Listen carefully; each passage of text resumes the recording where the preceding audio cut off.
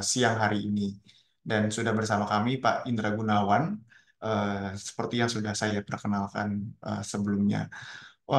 Untuk berikutnya, sebelum kita mulai acara, saya persilakan Bapak eh, Reza Benito Zahar untuk membuka acara siang ini sebagai perwakilan dari PT Bahana Sekuritas.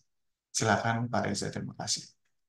Terima kasih Pak Satria. Assalamualaikum warahmatullahi wabarakatuh. Bismillahirrahmanirrahim. Selamat siang, salam sejahtera bagi kita semua.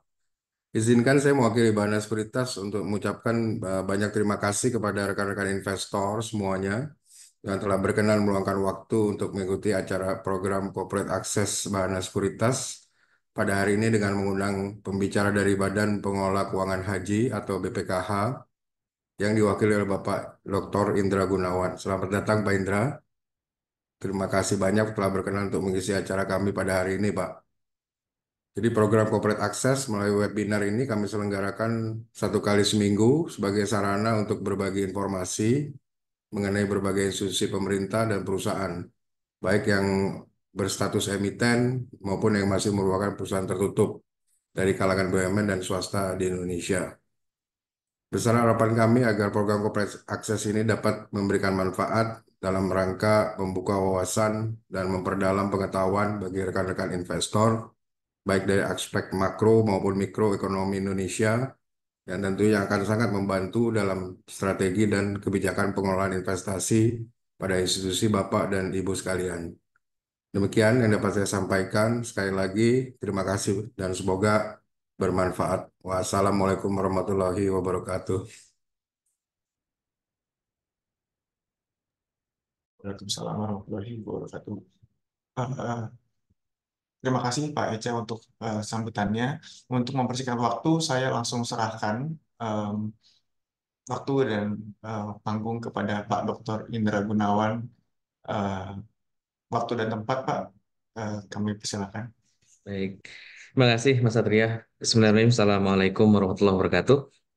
Terima kasih Pak Eza yang telah memberikan kesempatan silaturahim dengan para investor. Ini penting sekali karena kami juga merupakan pelaku pasar yang juga perlu diskusi, sharing ya.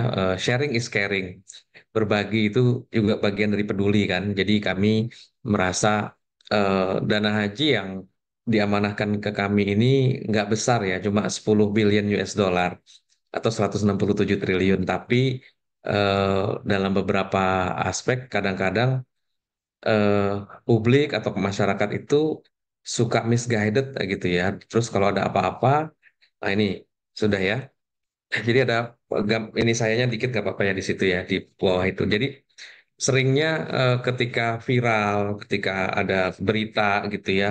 Kemarin ceritanya dari Majelis Ulama Indonesia haram. Haram yang disebut haramnya itu juga bukan haram pengelolaannya. Tidak mungkin lah kami yang apa berlandaskan Undang-Undang 34 harus memiliki apa validasi syariah itu ugal-ugalan gitu ya melakukan investasi. Tentunya judul yang diamanahkan kepada kami lanskap likuiditas keuangan syariah dan pengelolaan dana haji. Tapi saya melesatkan satu tagline yang penting buat kita para investor. Ya kita tahunya triple A. Triple A itu tuh kuasi sovereign ya. Dia mencerminkan keamanan ya apa zero risk atau secure sovereign risk. Eh, yang kedua adil. Jadi A yang kedua tuh adil. Selain aman, dia juga harus adil dan abadi. Nah, ini filosofi yang kami pegang sebagai pengelola dana haji. Jadi, dana haji itu dikelola harus aman, adil, dan abadi sekaligus. Amannya sudah.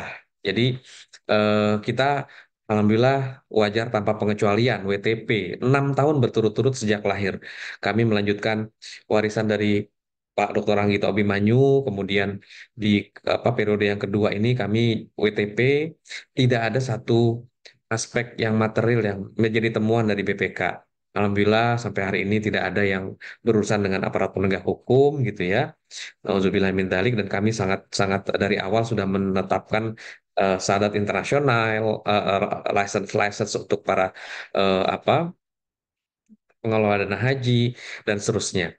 yang menjadi challenge adalah adil nih, adil dan abadi. Nah, ini yang akan kita bahas terkait dengan lanskap likuiditas dan keuangan syariah dan pengelolaan hajinya.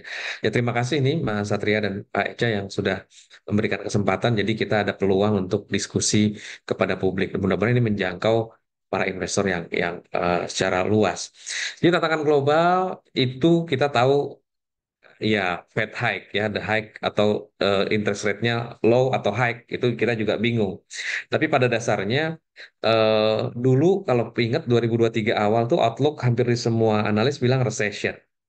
Cuma saya yang bilang election. Jadi itu mirip-mirip. Not recession tapi election. Mas Satria juga dulu inget ya. Bahkan dalam beberapa forum besar harusnya election itu party ya.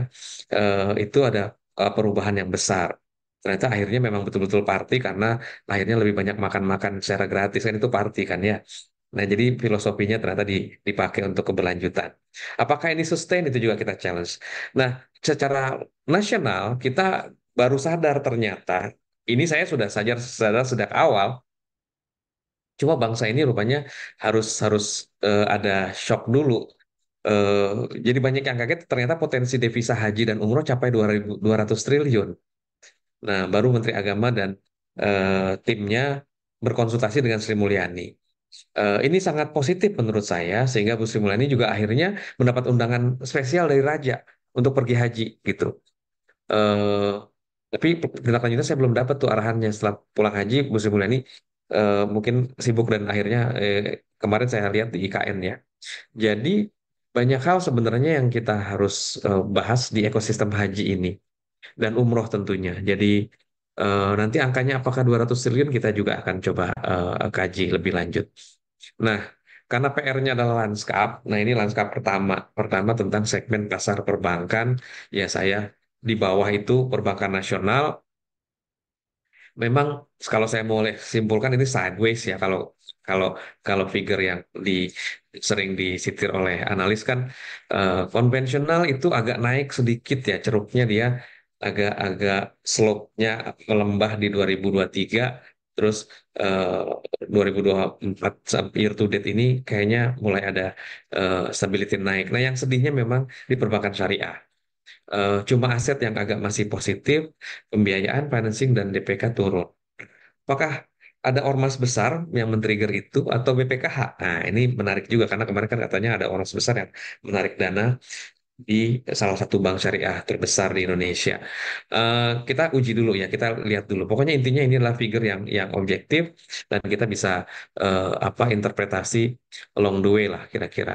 Nah, kemudian dari segmen aset dan pembiayaan. Perbankan konvensional dan perbankan syariah masing-masing kelihatan ya. Kalau konven itu biru, eh, baik gelap maupun terang untuk aset dan pembiayaannya. Kemudian syariah pasti hijau gitu aja lah. Nggak ada hubungannya dengan partai ya guys, tapi ya syariah ini hijau lah kira-kira gitu. Nah, eh, dulu kita agak berkelakar. Ini mungkin Mas Satria pernah dengar. Kenapa eh, eh, segmen syariah itu kok jadi mirip dengan rukun Islam dan rukun iman? Jadi 5-6% kan rukun Islam dan rukun iman masing-masing rukunnya. Kenapa nggak harusnya rukunnya dibikin 10 jadi naik 10% gitu. Jadi ini adalah kutukan dari rukun iman dan rukun Islam atau karena memang ketiadaan inovasi. Ini coba lihat dari Desember 2020, 2021 ini nggak bergerak dari 7%, 8%. Baik aset, khususnya aset sih ya, yang saya juga ini pembiayaan ya naik tipis tapi nggak pernah tembus dari eh, apa 7-8%. Nah, ini juga ternyata fenomenanya mirip dengan Partai Islam sih. Ini nggak ada hubungannya, tapi kita coba apakah memang produk syariah ini belum belum digandrungi oleh para apa yang seharusnya jadi bobotohnya atau jadi jackmanianya gitu ya jadi dari fansnya apakah eh, mereka memang memang kurang suka dengan jersey-nya ya nggak suka dengan stadionnya atau para pemainnya memang belum profesional atau harus naturalisasi nih kayak pemain-pemain EU kita nih under berapa gitu ya setelah naturalisasi ternyata juga juga lumayan. Jadi memang tidak ada inovasi kalau kesimpulan saya di segmen aset dan pembiayaan. Sebenarnya kalau sudah digitalisasi, fintech dan seterusnya, harusnya syariah lebih lebih universal, lebih kuat. Bahkan kartu kredit aja setahu saya baru satu atau dua bank di syariah yang menerbitkan. Padahal ini segmennya juga kuat sebenarnya. Apakah belum ada produk champion di syariah, ini juga jadi bagian dari yang harus kita challenge sama-sama dan jadi bahan introspeksi. Apakah regulatornya? Mungkin misalnya Mas Satria ya, harus ada nih Deputi Gubernur Senior Syariah, DGSS, menemen, apa, yang nemenin Bu Destri nih, gitu ya, supaya supaya equal equal playing field lah kira-kira. Eh, Oh, di OJK juga ternyata nggak ada, malah yang fintech udah ada, yang yang apa derivatif sudah ada, tapi giliran yang syariahnya belum ada, makanya jadi kena kutukan lagi, kutukan 5-6% dan kutukan karena tidak ada yang ngopeni gitu, nggak ada yang ngopeni dari regulator, baik bank sentral, harusnya ada bank sentral deputi gubernur syariahnya, deputi gubernur senior syariah gitu ya, terus di OJK juga ada komisioner yang ngurus syariah, mungkin harus itu baru syariah eh, di diopeni dengan baik di Indonesia. Kita kalah banget sama Malaysia. Kalau kita mau ngomong ini, pie chart-nya Malaysia terbalik mungkin. Nah, sekarang TPF bukan tim pencari fakta ya. Ini kan third party fund, data pihak ketiga. Jadi ini juga sama. Ternyata ya cuma ceruknya cuma segitu-segitu aja. Di Giro itu paling kecil, ya ini nggak kelihatan ya. Tapi persentasenya kira-kira ini 9596 ya, berarti 43% kan. Kemudian di apa, tabungan di saving ya sama lah sama cerminan DPK-nya secara umum. Memang yang agak naik deposito. Terus rate-nya gimana? Apakah ini juga produk champion? Apakah ada wealth management di sini di DPK? Ini juga jadi question mark yang kuat. Memang ini belum melibatkan atau sudah? Oh sudah nih, saya yang di sini sudah melibatkan BPR, BPRS. Jadi ada koperasi syariah dan lain-lain yang niche marketnya juga di pasar-pasar. Ini juga harusnya bisa membantu pertumbuhan apa postur syariah. Lanskap yang keempat, rasio keuangan. Nah, CAR Capital Adequacy Ratio yang menjadi salah satu modal dasar bisnis syariah, ini kita masih kalah ternyata, masih yang konvensional yang menang. Jadi yang warna gelap itu yang perbankan nasional ditambah konvensional, kira-kira mereka berhimpitan lah karena regulasinya mirip ya. Nah, yang hijau ini syariah, balik lagi syariah agak ketinggalan. Tapi kami bisa pastikan selaku pemegang saham pengendali bank muamalat, nah ini saya promosi nih, kami jaga betul karnya muamalat tuh kira-kira mendekati 25-30%.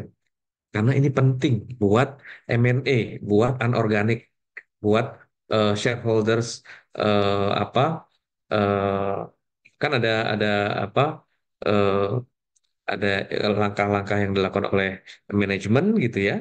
Ada juga yang dilakukan oleh shareholders. Nah, ini shareholders merger and acquisition gitu ya, action.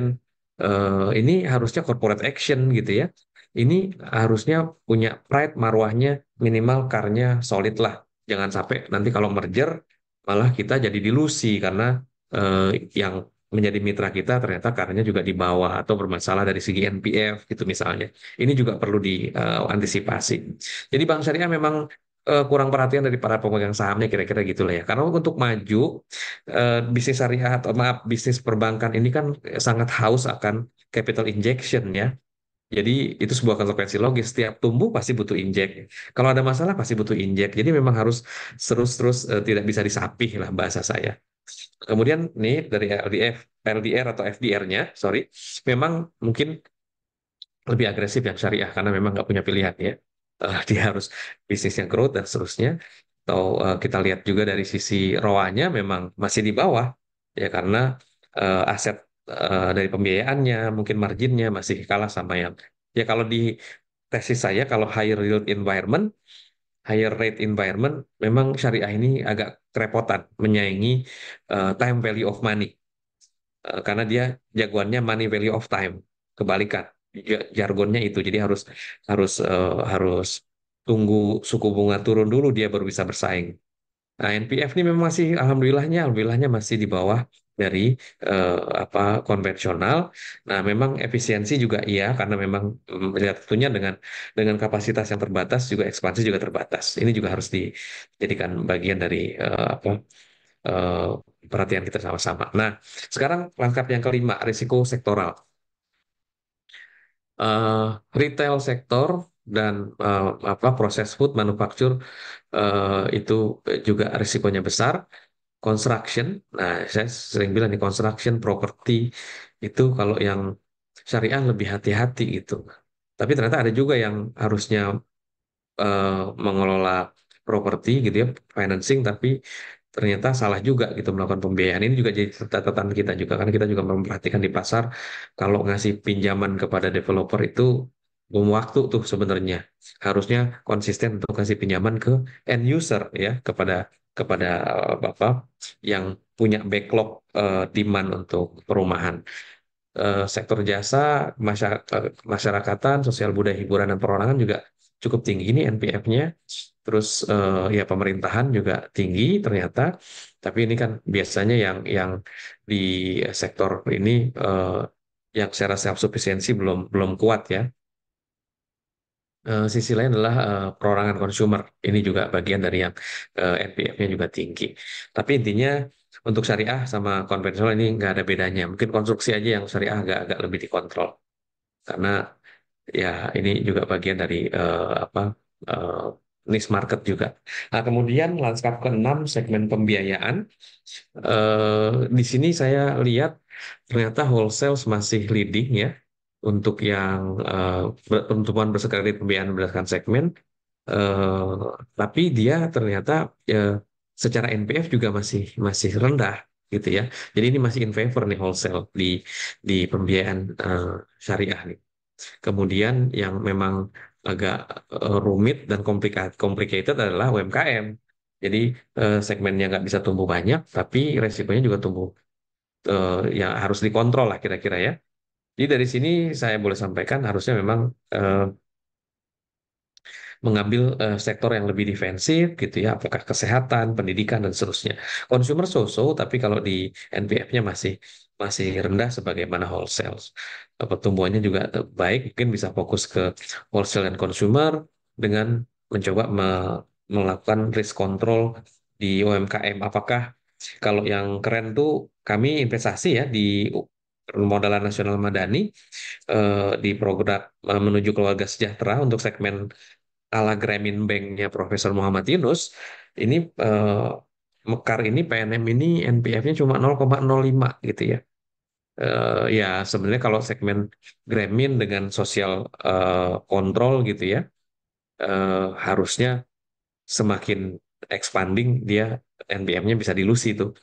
Cuma dari sisi impact ya, impact investmentnya BPKH senang karena bisa menunjukkan kepada publik bahwa BPKH hadir di sektor yang sifatnya empowering gitu ya. Ada impact investment, SME, ini bagian dari green yang juga bisa masuk ke RPIM, macroprudential treatment untuk di apa sustainability-nya. Oke, sekarang likuiditas. Nah ini yang menarik nih, yang tadi saya cerita ada ada ada tren kecenderungan kering likuiditas di syariah. Ada apa?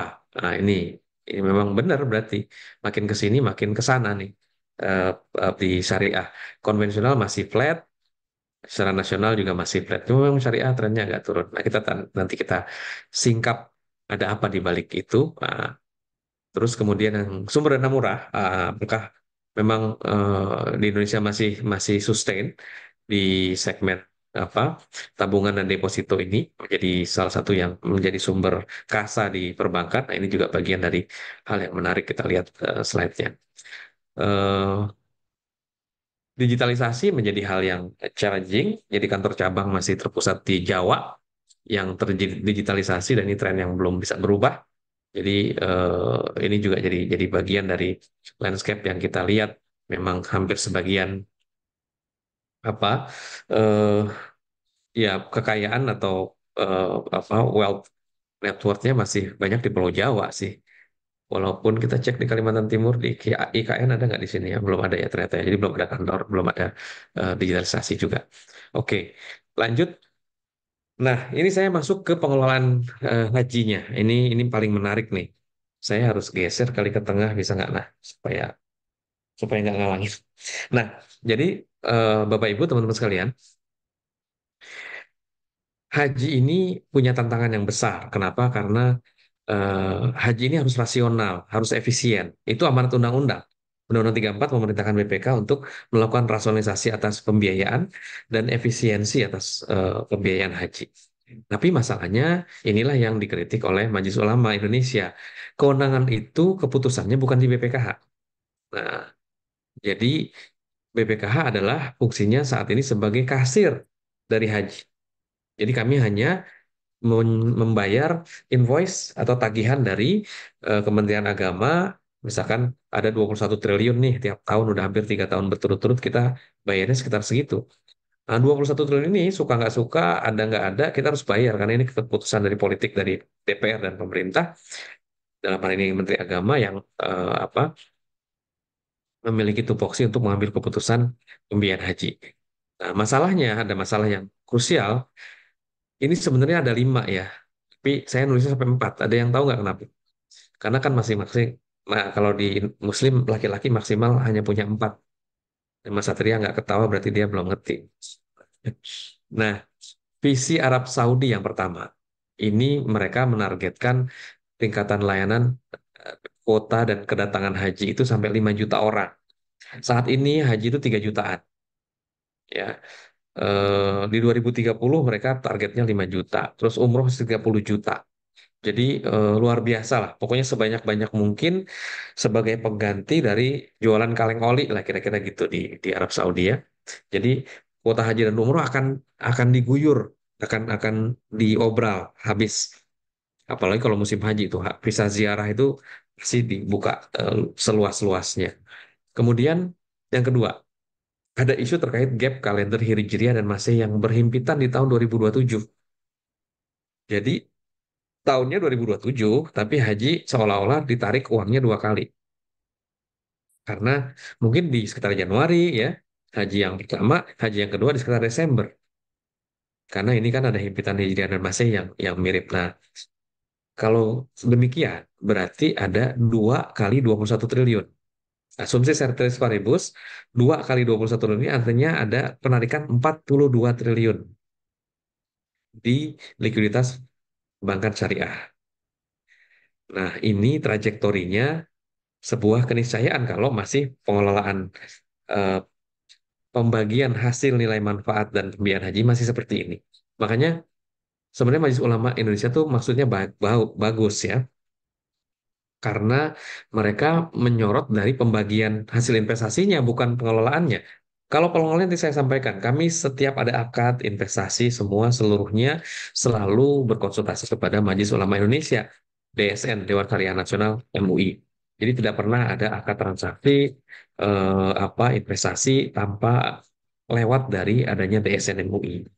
Jadi kami dekat betul dan kami tanya kepada Kiai Profesor Dr. Sanuddin, Kiai Profesor Dr. Jaih, ya, Prof. Jaih Mubarok, dan para ulama-ulama yang ada di DSN MUI, kami sangat dekat, kami sering konsultasi. Prof. Asrul Niam, Kiai Haji Prof. Asrul Niam, Kiai Haji Dr. Khalil Nafis merupakan guru kami yang kami selalu minta pendapatnya. Jadi tidak pernah miss. Cuma mereka memang gemes karena sejak 2012, ini versi dari beberapa kiai, sudah diingatkan BPK harusnya mengelola dana itu based on individual account. Sehingga pembagian hasil investasinya juga harus based on individual basis gitu ya. Nah ini memang belum karena nanti saya cerita. Keputusan politiknya bukan di BPKH. Terus politiknya adalah di DPR dan di Kementerian Agama yang secara populis memang lebih memihak kepada jemaah haji berangkat supaya dapat diskon atau orang sering bilangnya subsidi. Sebenarnya bukan subsidi karena subsidi dari pemerintah, tapi diskon haji. Nanti saya ceritakan bahwa BPKH fungsinya sudah lumayan lah ya, karena mampu memberikan diskon haji paling kecil 40% di Indonesia. Jadi saya rasa travel nggak ada ya yang ngasih diskon sampai 40%. Nah, ini BPKH lah yang melakukan. Minimal, loh, itu minimal 40%. Nanti kita lihat. Yang ketiga, resiko lansia. Jadi karena antrian haji itu 25 tahun, Kenapa antrian haji 25 tahun? Karena memang kuota antrian itu setahun hanya dirilis 221.000. Tapi yang antri di Indonesia sekarang udah 5,3 juta. Jadi mereka untuk antri 25 tahun dan postur demografinya 60% 60 tahun. 75 tahun lebih banyak populasinya. Jadi lansia, itu resiko kesehatan tinggi ya. Resiko tinggi untuk demensia, eh, kemudian ya penyakit degeneratif dan seterusnya. Nah mereka ini sebenarnya serba salah. Sholat di rumahnya saja sebenarnya sudah uzur ya, apatah lagi diajak untuk pergi haji dengan segala macam cuaca ekstrim gitu ya. Kemudian arrangement yang mereka belum pernah punya pengalaman. 60%-nya adalah ibu rumah tangga jemaah haji kita ini. 70%-nya itu baru pertama kali naik pesawat. 90%-nya baru mungkin bikin paspor. Dan sisanya adalah ya intinya first timer. Haji first timer 99%. Ini yang menjadi challenge kalau lansia atau Risti ini terus menumpuk dan harus dilematis untuk berangkat atau enggak. Oke. Yang keempat adalah empat pertama tentunya ya volatility, uncertainty, complexity, ambiguity.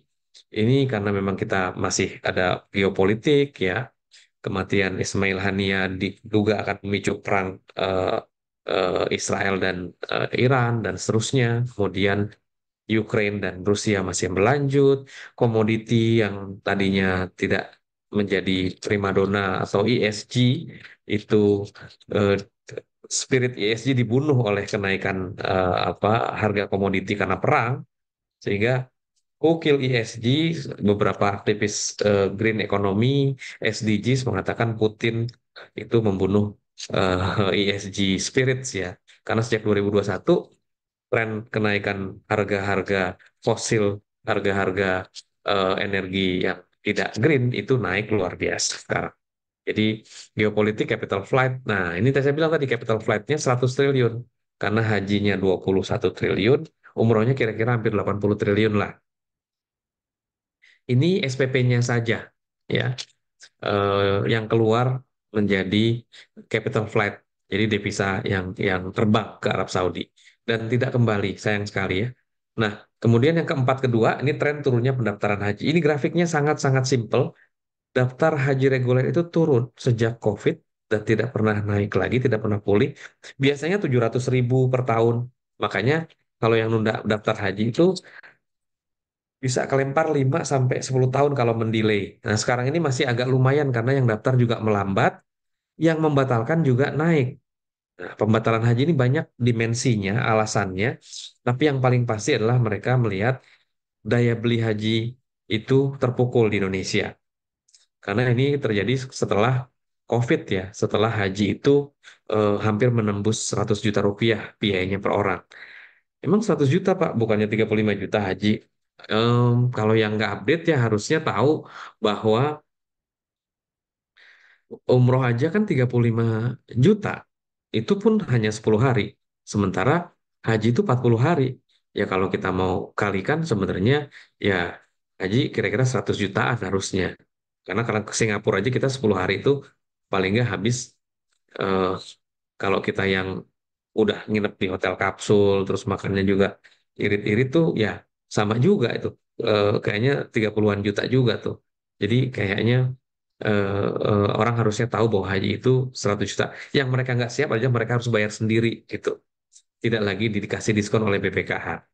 Kenapa? Karena Kementerian Agama sudah memberikan sinyal, Gus Menteri langsung yang menyampaikan sebaiknya diskon haji itu nggak lebih dari 30% lah gitu. Jangan jangan seperti sekarang. Nah, masalahnya ya BPK bukan punya kewenangan untuk melakukan itu, tapi ini pilihan politik di DPR dan ya mengambil kebijakan. Nah, beberapa yang segmen menengah ke atas Muslim mendapati biaya haji itu di reguler naik, antrinya lama, dia geser ke daftar haji khusus. Ini logikanya begitu kira-kira ya. Nah, ketika daftar haji khusus naik, ternyata ada segmen berlagi laut yang lain yang mengganggu, mendisrupsi.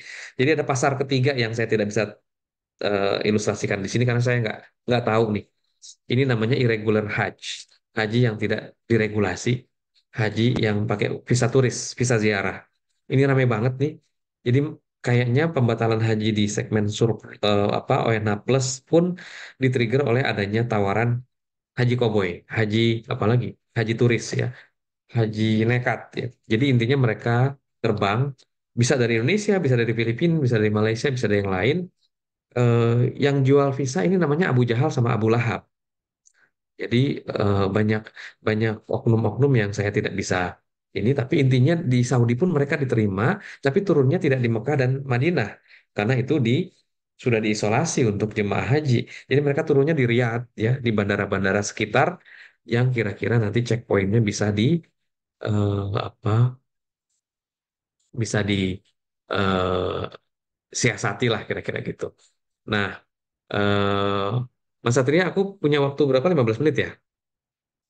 Oh, Time check, time checknya tolong ya kalau aku siap Pak. kira-kira. Mungkin 15 menit lagi Pak. Jadi ya, Oke, sekitar cukup, 2.50 Pak. Ini saya cukup. malah lagi asik memperhatikan Bapak nih datanya. Siap, siap, cukup. Oke. Jadi intinya ada disrupsi di segmen di luar dari segmen reguler dan haji khusus ini yang diminati oleh segmen menengah atas yang nggak ngerti sebenarnya ini eh, tidak diregulasi. Kalau mereka yang biasa backpacking ya traveling itu nggak ada masalah. Mas Satria ya teman-teman gitu yang sudah biasa, saya nggak ada isu. Yang ada isu adalah yang korban yang polos-polos itu. Mohon maaf, ini rawan dengan human trafficking, ini rawan dengan human raping. Saya bilang kalau di Arab Saudi itu resiko diperkosa bukan hanya perempuan tapi laki-laki. Jadi ini juga rawan terhadap eh, apa warga negara Indonesia, Republik Indonesia Merah Putih ini yang di challenge. Dan saya khawatir ini jumlahnya besar. Jadi turis haji ziarah inilah yang menurut teman-teman di travel di lapangan itu mereka ngemper-ngemper gitu ya turun di Riyadh terus eh, berangkat mendekat ke Mekah sebelum jemaah kita masuk tendanya diisi oleh mereka ini dulu yang ngemper-ngemper. Kalau cuma satu, dua, tiga, lima orang nggak ada masalah. Dugaan saya ini sudah ribuan, bahkan belasan atau puluhan ribu.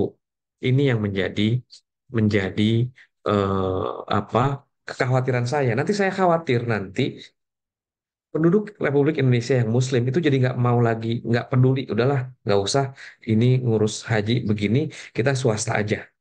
Nah, swasta itu masalahnya tadi irregulated, ada resiko dan seterusnya. Bagaimana kalau sakit? Bagaimana kalau apa tadi ada trafficking? Ada kriminalitas. Saya sangat khawatir ini adalah risiko sovereignty ya, kedaulatan Republik Indonesia. Harusnya ini dijadikan perhatian. Tapi ya tadi oknumnya yang jualan visa ziarah ini, visa turis ini banyak banget Abu Jahal Abu Lahabnya. Saya nggak bisa eh, apa eh, menyampaikan solusinya karena harus kesadaran semua, termasuk mungkin apa pengambil kebijakan tertinggi harus memperhatikan ini. Nah, sekarang kita bicara kinerjanya BPKH. Tadi saya sampaikan 6 tahun WTP BPKH. Ya introspeksi dana haji agar aman, adil, dan abadi ini yang nulis saya sendiri. Jadi saya mengidentifikasi beberapa success story-nya. Di antaranya ini, kita mengelola dana kelolaannya, AUM-nya, Asset Under Management BPKH tidak pernah surut, tidak pernah berkurang, naik, positif tren. Cuma ada kecenderungan, nah ini, stagnan. Ini yang saya bilang tadi, penyebabnya pembatalan haji reguler dan turunnya pendaftaran haji reguler. Pembatalan dan pendaftaran itu mempengaruhi.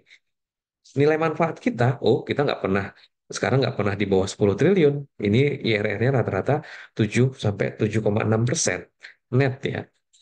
Dan saya yakin kalau dibagi apa mohon maaf dibandingkan dengan apa aset manajemen atau badan lain 7,6 yield kita masih ada yang 8% loh.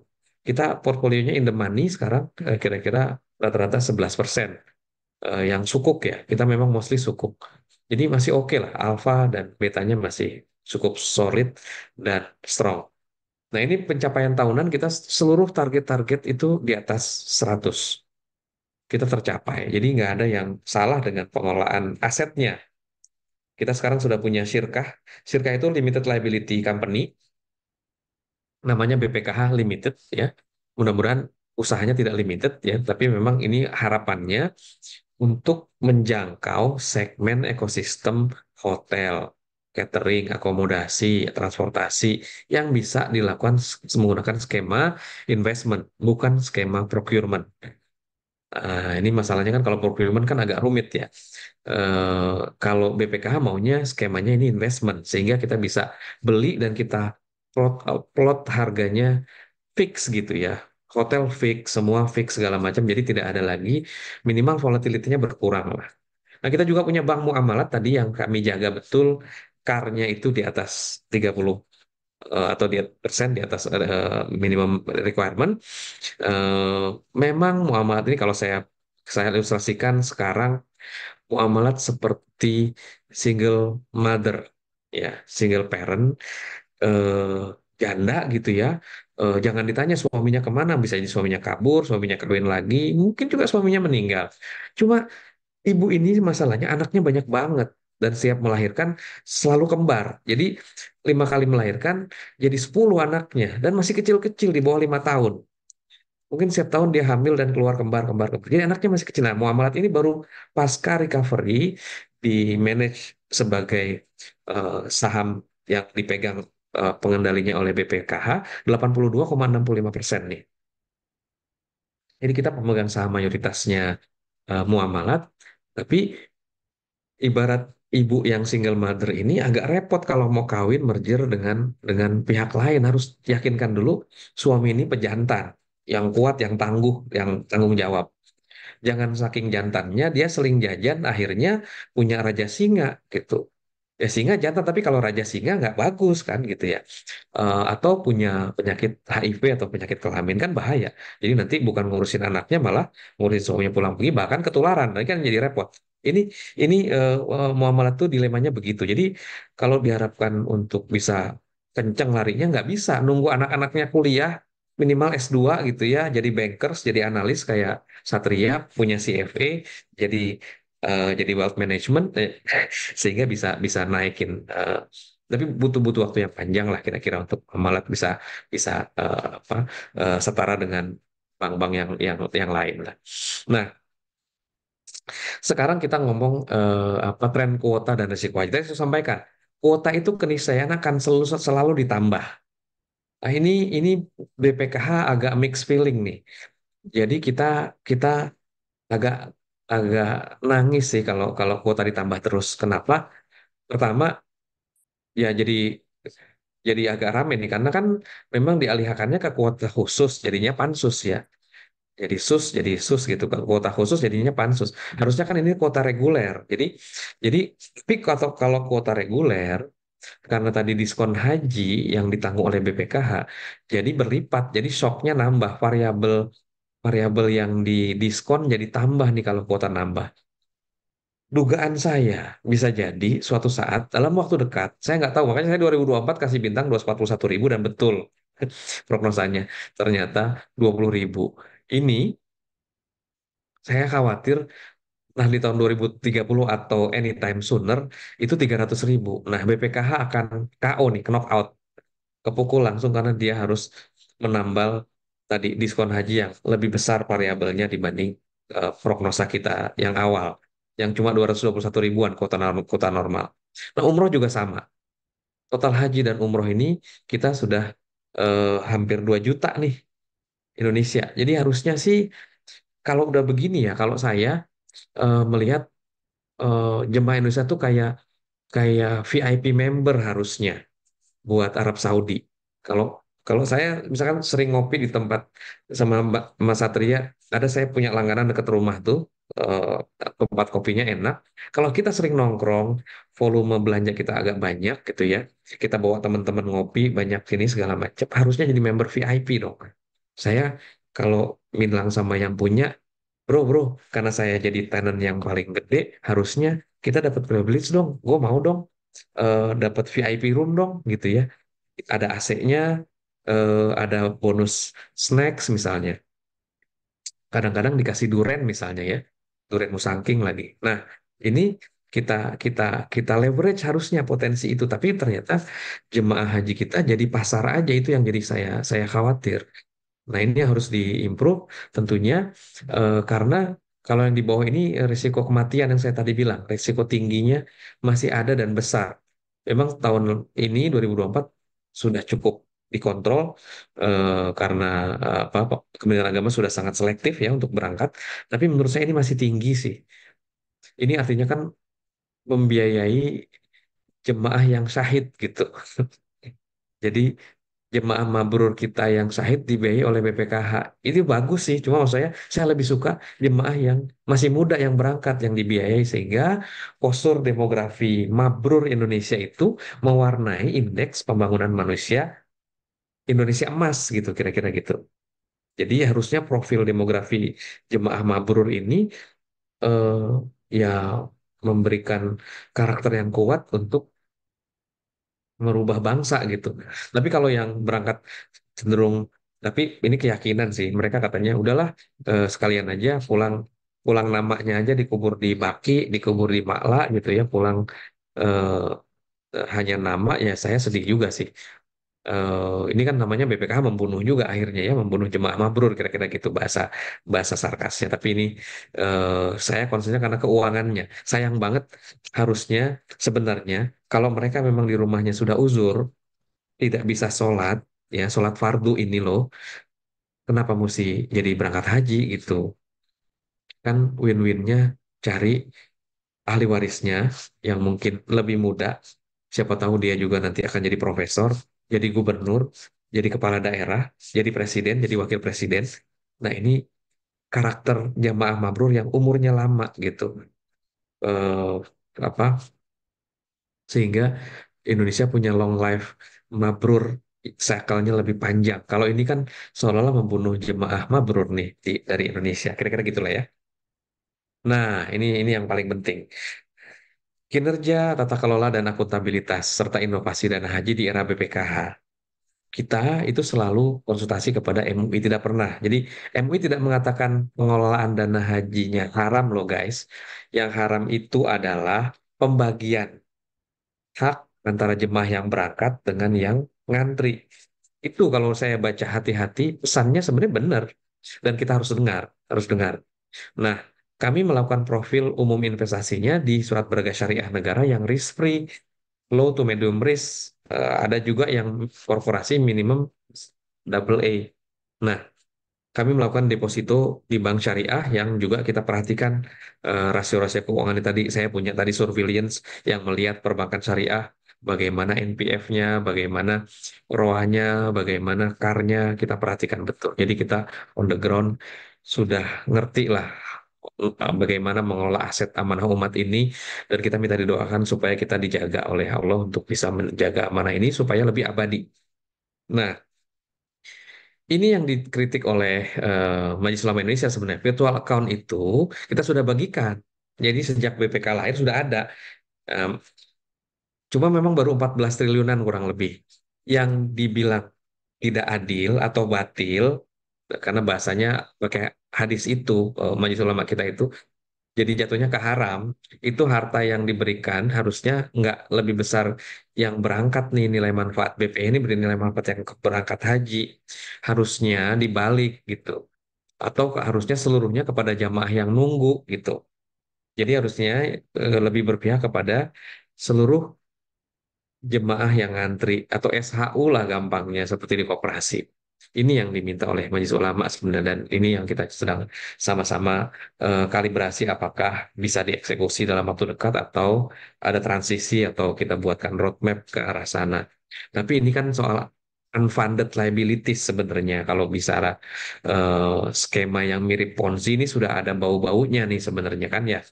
Nah, yang ketiga, kami juga menjamin, mengkonfirmasi bahwa secara tertulis dijamin LPS sesuai Undang-Undang P2SK nomor 4 tahun 2023. Jadi diperkuat lagi.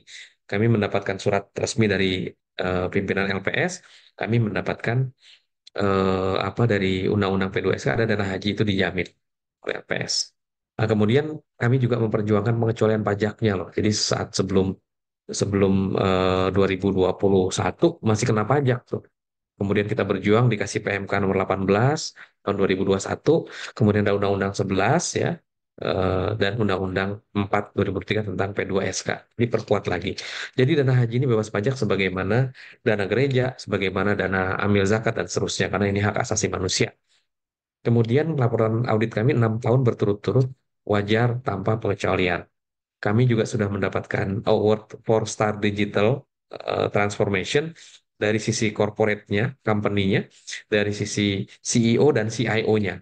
Jadi kami sekaligus memang diamani sebagai Chief of Investment Officer dan juga Chief of Information Officer. Double CIO jadi. Cuma gajinya tetap satu, nggak double.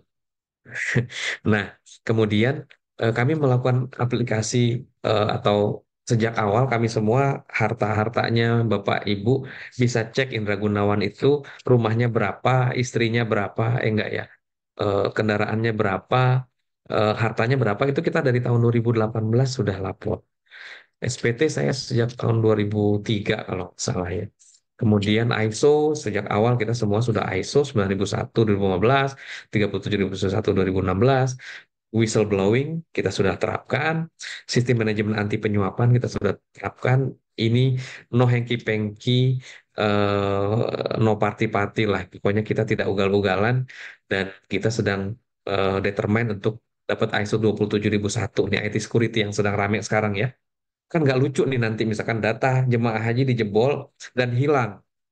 Nah, ini kan lucu dijebol sama hacker, disandra sama ransomware, nanti yang mau nebus supaya dikasih kuota haji kayak gitu bisa aja.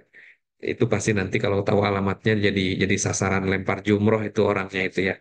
Jadi eh, kita sangat perhatian terhadap semua tata kelola yang ada dan tantangan dinamika perubahan zaman sekarang. Jadi kita apply semua standar internasional. Oke, ini saya agak mau pelan-pelan jelaskan. Inilah sebenarnya inti dari bisnis model BPKH. Jadi kalau MI itu kan ngelola uang, ya, eh, subscription dari investor itu dapat fee-nya dari aset under management kan, betul ya? AUM fee ya. Kalau BPKH enggak guys, BPKH itu harus harus untung dulu. Nah dari untung itu kita baru dapat 5% fee-nya.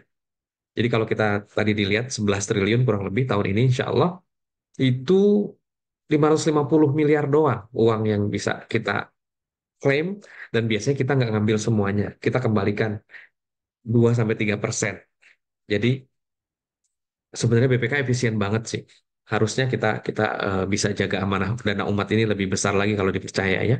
Nah, jadi beda dengan MI. MI itu nggak perlu untung, dia dari set aja udah bisa bisa hidup. Kalau BPKH untuk hidup tuh kita harus untung dulu. Dan BPKH itu bukan ASN, jadi saya itu bukan aparat sipil negara, tapi aparat sipilnya Allah Subhanahu Wa Taala. Jadi dananya tidak ada satu sepeser pun dari APBN dari negara. Jadi salah tuh kalau dibilang memang BPKH eh, apa inefisien gitu ya, defisit. Nah, saya jelaskan dulu.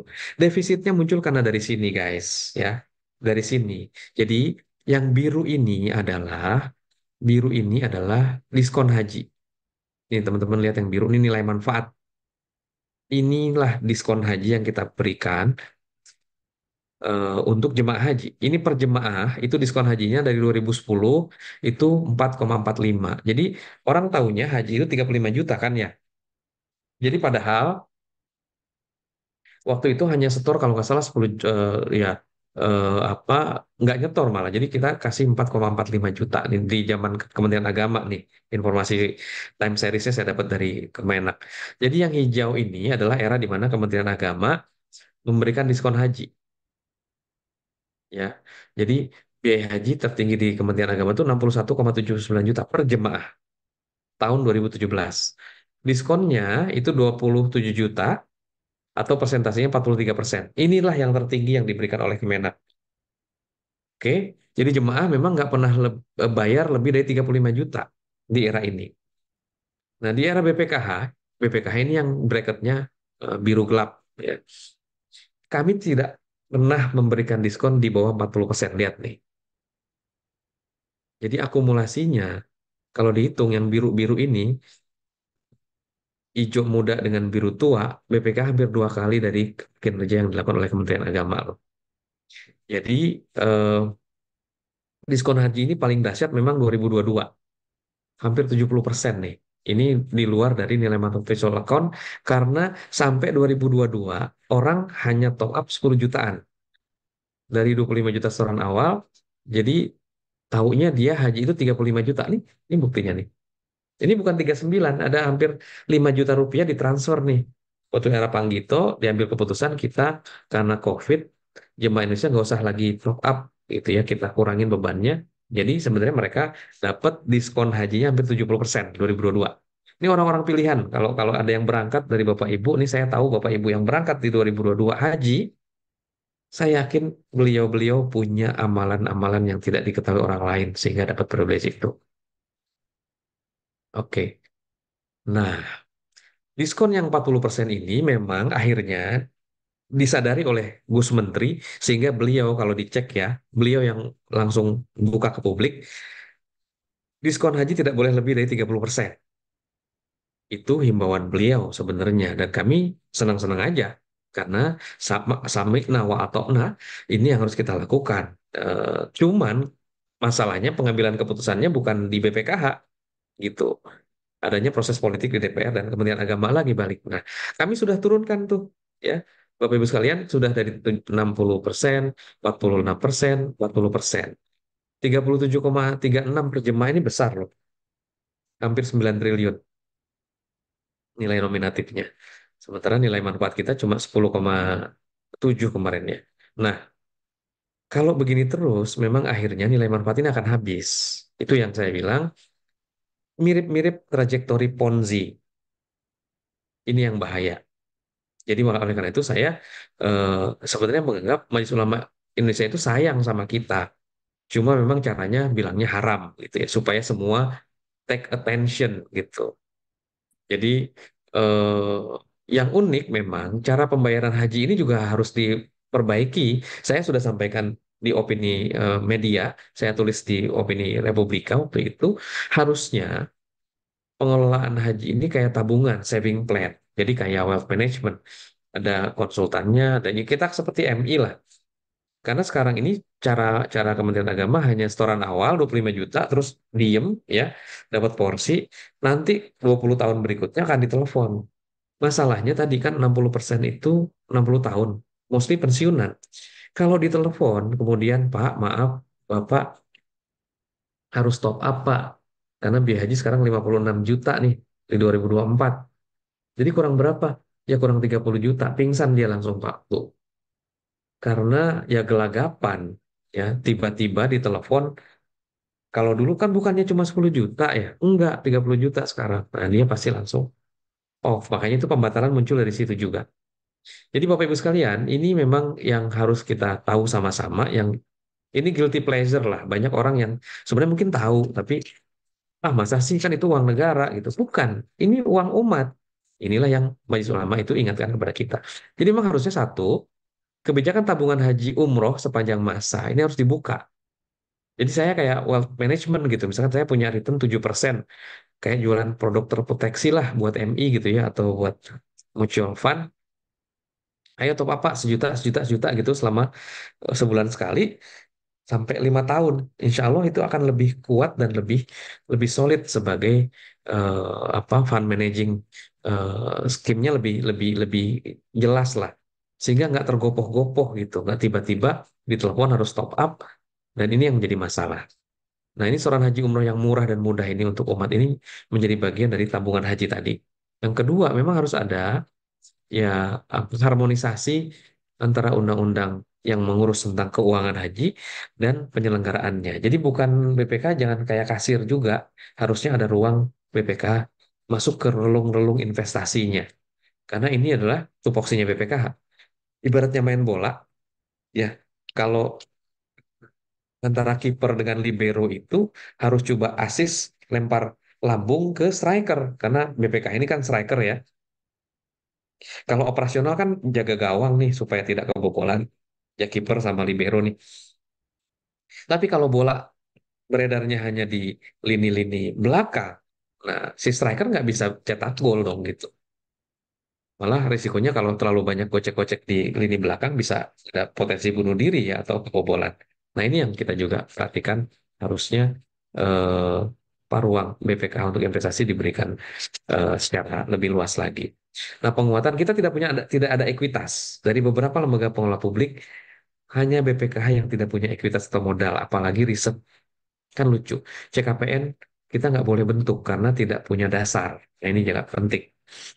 Nah, tentunya guna menekan kenaikan biaya haji dan umroh, kita harus diberikan ruang untuk investasi. Kenapa sih nggak beli hotel di Mekah Madinah? Masalahnya guys, itu Undang-Undang Raja itu mengatakan eh, ya hanya Royal Kingdom lah yang boleh mengelola atau memiliki aset properti di Makkah dan Madinah. Selesai. Ya, nggak bisa lah. Siapapun yang mau melawan fatwa raja ya harus berhadapan dengan raja. Jadinya ini insecure buat investor termasuk BPKH. Kemudian dibutuhkan peran BPK dalam menentukan pagu besaran. Apakah kita bisa melakukan eh, SBM, SBO gitu batas untuk pagu-pagu belanja ini. Nah ini bunyinya, teman-teman. Ini dia bunyi yang heboh itu. Istimewa ulama cuma bilang gini sebenarnya. Intinya bahwa haji itu harus menggunakan dana sendiri, nggak boleh menggunakan dana orang lain. Apalagi orang lain yang diambil dananya itu nggak tahu atau tidak dalam kekuasaannya. Makanya eh, kalau ia tahu, makanya dana yang dipakai orang, maka tentunya dia tidak akan ridho gitu dan akan berdosa. Mengambil dana calon jemaah haji lain tanpa persetujuan dan memanfaatkan untuk menutupi kebutuhan pemberangkatan orang lain itu haram. Itu nih kalimat ininya tuh ini yang disebut haramnya itu mengambil, saya ulang, mengambil dana calon jemaah haji yang nunggu tanpa persetujuan dan memanfaatkannya untuk menutupi kebutuhan jamaah yang berangkat itu hukumnya haram. Jadi investasinya BPKA sudah halal, sudah sesuai syariah semua.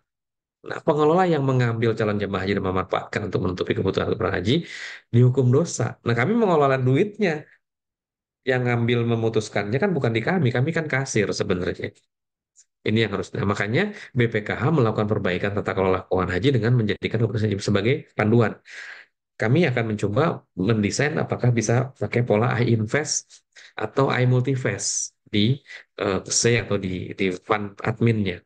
Ini sedang kita coba upayakan. Yang kedua, Presiden dan DPR melakukan perbaikan ketentuan perundangan untuk menjamin dan melindungi hak-hak calon jemaah yang membayar setoran haji dan menjamin keamanan dana milik jemaah, ya, menjamin rasa keadilan, kan, aman, adil, dan menghindarkan dari tindakan kezaliman, baik malpraktek pengelolaan maupun regulasi yang tidak tepat, abadi. Tuh. Jadi triple A-nya itu di situ, aman, adil, dan abadi. Nah, BPK RI dapat menjadikan keputusan istimewa ini sebagai bahan untuk audit temuan tata kelola. Apakah ada potensi keuangan negara yang dirugikan? Ya memang nggak ada, tapi uang umat ini masalahnya. Lebih dahsyat daripada uang negara. Nah, waduh, ayatnya ini ada di bawah nih. Ya, surat Al-Baqarah. Dan janganlah di antara kalian memakan harta di antara kalian lagi secara batil. Itu ayatnya sebenarnya. Oke, lanjut. Nah, inilah yang dilakukan oleh BPKH. Kinerja BPKH sebenarnya itu disamerikan dalam satu slide ini selama 2018 sampai 2024. Kami sudah memberikan dana nilai manfaat atas perintah tadi ya, karena bukan kewenangan BPKH, itu diperintahkan oleh DPR dan Kementerian Agama, 35 triliun untuk yang berangkat. Ini yang biru untuk yang berangkat, sekali lagi. Dan kami sudah punya novelty untuk membayar kepada yang nunggu. Ini sebelum Kementerian Agama nggak ada. Ya, ini yang biru ini breakdown tahunannya ada di sini. Ya, 2018 kita ngasih tambalan 6,5 triliun, 6,8, dan saya tadi bilang 8,2 tahun ini tertinggi dalam sejarah nih. Karena ada kuota tambahan itu tadi ya. Jadi akumulasi dari yang biru ini, yang 2020-2021 kan tidak ada keberangkatan dari Indonesia, jadi tidak ada dana yang eh, apa disampaikan kepada yang berangkat. Tapi kita juga memberikan kepada yang ngantri, kepada yang nunggu. Mulai 800 miliar, 1,1 triliun, 2 triliun sampai 3,1 dan 2,3. Jadi ini terakumulasinya sudah hampir 14 triliun. Kalau dicek sebenarnya sekarang, kita sudah pelan-pelan sih, cuma masih parsial. Itu 14 triliun dibagi 5,3, kira-kira rata-rata hampir 2,7. Jadi Mungkin dicek sekarang yang 25 saldo awal itu udah jadi 27,8 atau 28 juta rupiah. Jadi ada tambahan 2,5 sampai 3 juta rupiah kalau dari angkatan yang daftar 2018-an. Jadi kita bagi ini semua rata nih ke mereka. Nah, sisanya ini ada CSR-nya BPK dari dana abadi umat. Kami mengelola hampir 4 triliun dana abadi umat dari 1,7 triliun waktu itu dari Kementerian Agama serah terimanya. Kita akumulasi terus, kita balikin lagi ke kas haji. Tidak ada tantiem, tidak ada bonus buat pengelola, jadi kita kita kembalikan lagi. Dan ini berkah melimpah ruah. Ternyata endowment fund jadi 4 triliun sekarang dan setiap tahun menghasilkan hampir 250 sampai mendekati 300 miliar returnnya. Oke lah. Nah, oleh karena itu kita coba hitung nih total jumlah jamblehnya. Kontribusi BPKH itu adalah 51,8 ya ini ya tadi. Ini ada nilai manfaat kemaslahatan, ada sisa operasional. Nah, ini tadi. BPK kan tadi ngambil jatahnya 5% dari return. Itu kita nggak pernah ambil, kita balikin 200 miliar hampir tiap tahun, itu akumulasi 1,2 triliun tuh. 1,2 triliun ini adalah ya kontribusi BPKH karena haknya BPKH dikembalikan ke kas haji. Jadi 52 triliun total. On top of itu sekarang ada 166 triliun nih misalnya nih ya uangnya dana haji. Kalau dibagi eh, dari mana asal duit haji itu dari 25 juta jemaah yang store awal, kemudian jumlah mereka 5,3 juta. Kira-kira 132,5 triliun nih, pokok dana hajinya. Ini saya biar simpel aja supaya mengasih ilustrasi seperti apa nanti apa hitung-hitungan buat BPKH. Nah, jadi masih ada tabungan 33,5. Ini yang saya bilang tadi, kalau ini dibagikan kepada jemaah yang ngantri seluruhnya, ini bisa lebih lama nih retainnya. Tapi kalau dibagi ke yang berangkat saja, ini langsung habis. Coba, ini 6,5, 6,8 itu habis tak bersisa. Kalau ini kan masih jadi tabungan, modelnya wealth management di apa jemaah. Jadi eh, ini membuat dana haji lebih abadi, lebih sustain. Nah, kontribusi tabungan dengan eh, apa, tadi ya kontribusi dan tabungan digabung itu 85,3. Kalau disetarakan itu 63% atau hampir 13% IRR-nya BPKH setahun. Wah, Pak Indra, berarti kalau diibaratkan MI, kira-kira PA-nya atau annual return 12% per tahun, Pak ya.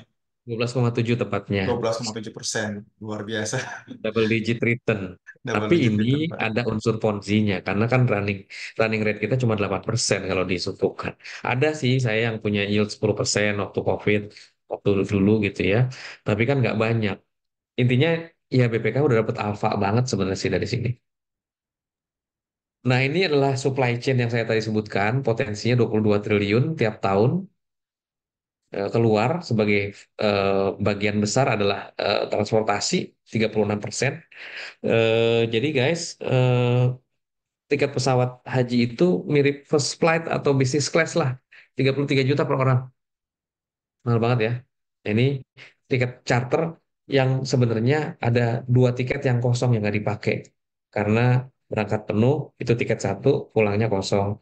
Tiket kedua, jemput kosong, pulangnya baru penuh. Ini tiket ini harusnya bisa di-utilize. Yang saya bilang tadi ini, kita berhadapan dengan rezim procurement yang harus direformasi sebenarnya. Kemudian hotel. Hotel ini kita bayar 4 bulan full di Mekah dan Madinah. Kemudian ada masyair ini yang tenda-tenda di Arafah, Mina, Muzdalifah, termasuk hal-hal yang lain. Ada local transport, ini bis, sholawat 24/7, setiap 10-15 menit. Ada juga yang tiap 5 menit. Makanan catering, ini juga sama. Apa porsinya 5%. Ada allowance, jadi ada cashback Mas Satria. Kalau haji itu dapat cashback 750 real. Ya 3 jutaan lah. Dulu sebelumnya 1.500, 6 juta. Enak banget ya. Jadi nggak ada kayaknya deh. Ini udah full board ya karena makanan tuh udah di cover nih. Apa 3 kali makan, transport udah di cover. Ini full board ini. Jadi sebenarnya jemaah haji Indonesia ya cuma bayar eh, seperempatnya lah ya. Kalau dari skema yang sampai 70% tuh. Nah, ini sekarang diskonnya 40%. Ada bayar-bayar yang lain. Nah, umroh, ini saya kasar ya, 53 triliun.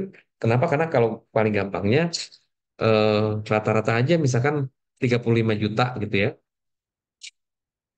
umroh 10 hari. Kalau jemaah Indonesia itu 2 jutaan, berarti udah 70 sampai 80 juta tuh, 8 triliun, sorry. 70 sampai 80. Jadi digabung both haji dan umroh itu 100 triliun. Ini tuitionnya saja. Oke. Jadi belum belanja, kalau kita kuliah kan tuition ada SPP-nya doang. Ini SPP-nya doang, guys. Jadi asumsi 200 triliun itu mungkin jemaah kita terbiasa living cost-nya itu, biaya di luar tuition-nya itu mirip gitu ya. Jadi dua kali. Jadi 200 triliun ekosistem haji itu yang berputar dan harusnya berpotensi untuk jadi hub ekonomi. Ini juga masalah nusuk, ini menusuk ya, pengajuan visa sekarang online. Ada yang udah melek sih gampang, tapi masalahnya kan nggak semua.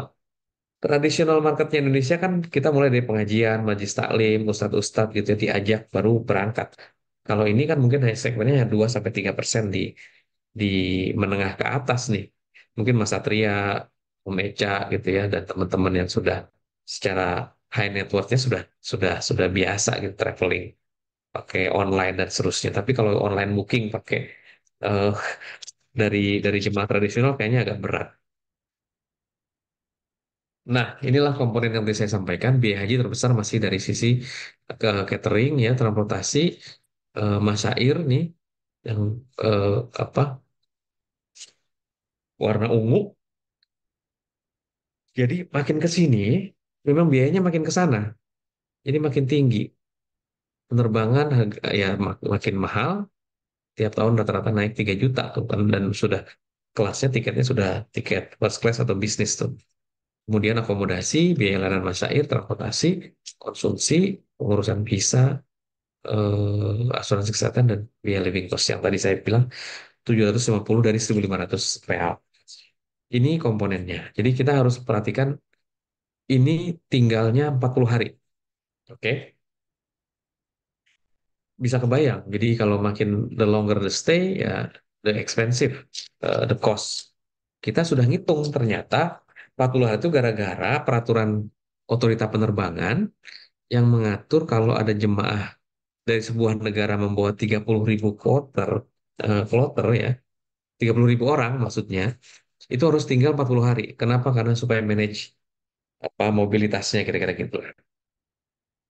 Ini karena masalahnya memang bandaranya cuma dua, Makkah sama Madinah. Harusnya ada opsi bandara ketiga atau keempat. Sehingga kalau turun aja jadi 35 hari atau 30 hari, ini mereduksi kira-kira seperempat ya, atau kira-kira apa 25% eh, untuk biaya haji. Bisa 70 jutaan tuh haji, atau 60 sekian. Jadi ini yang kita sedang coba diskusi apakah memungkinkan untuk memiliki aset-aset yang di luar Mekah Madinah tapi membawa dampak ke efisiensi. Nah, ini yang paling penting. Eh, Kata orang, kindness is an investment that never fail. Nah, berbuat baik itu adalah investasi yang nggak pernah gagal. Tapi BPKH itu bukan lembaga amin zakat, bukan yayasan kebajikan. Jadi pasti gagal kalau BPK selalu selalu terus berbuat baik, memberikan diskon haji sebanyak-banyaknya tanpa kontrol. Pepatah lain ya, don't put your eggs in one basket. Harusnya didiversifikasi kepada sektor-sektor yang prospektif. Ini kan ada beberapa close loop, tapi memang kalau berhadapan dengan rezim procurement kita jadi mundur teratur lah, karena kita nggak ngerti kalau procurement rumit lah dan memang rawan ya. Kita investment kira-kira gitu. Yang terakhir, ini value investment. Kalau kita mau masuk sekarang, dikasih dukungan dari pemerintah, dari presiden transisi yang terpilih ini untuk bisa tadi menjadikan marwah bangsa Muslim terbesar dunia ini punya negosiasi, ya, punya bargain posisi, bukan hanya sebagai pasar.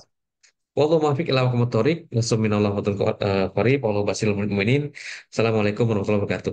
Waalaikumsalam warahmatullahi wabarakatuh. Terima kasih Pak Indra untuk sangat inspiring ini untuk fund managers yang sedang di sini. Ini justru menurut kami ini yang jauh lebih seru justru pada saat Q&A session gitu loh. Karena saya pasti akan tanya banyak nih untuk fund manager yang pegang saham BRIS, itu saya pasti akan tanya kenapa tuh kok likuiditas perbankan syariah ternyata menurut datanya yang dipaparkan tadi itu pertumbuhan DPK-nya negatif di tengah pertumbuhan DPK industri yang hampir high single digit. Untuk fund manager yang pegang saham BBTN misalnya, saya pasti akan tanya Pak Indra juga mengenai ini kalau Bank Muamalat ini anaknya BPKH, terus kok ini ada calon menantu yang datang ditolak nih. Nah, menantu yang kayak apa yang sebenarnya idamannya dari BPKH sebenarnya Pak Indra gitu. Nah, sebelum saya ke pertanyaan-pertanyaan tersebut gitu Pak, saya ingin mengklarifikasi satu hal saja ya Pak Indra ya. Jadi kita tahu sebelum sebelum baru-baru ini itu biaya haji itu naik, harga daftar haji itu naik. Sebelumnya kan bayar haji itu 35 juta, Pak ya. Gitu. Jadi kita bayar biaya haji 35 juta dan tidak pernah naik dalam 5 tahun, dalam 10 tahun tidak pernah naik. Sedangkan biaya inflasinya dari transportasi, dari biaya hidup di Arab Saudi itu terus naik ya, Pak ya. Jadi sekarang itu istilahnya gitu. Tadi saya sambil berdiskusi juga Pak sama fund managers ada japri saya.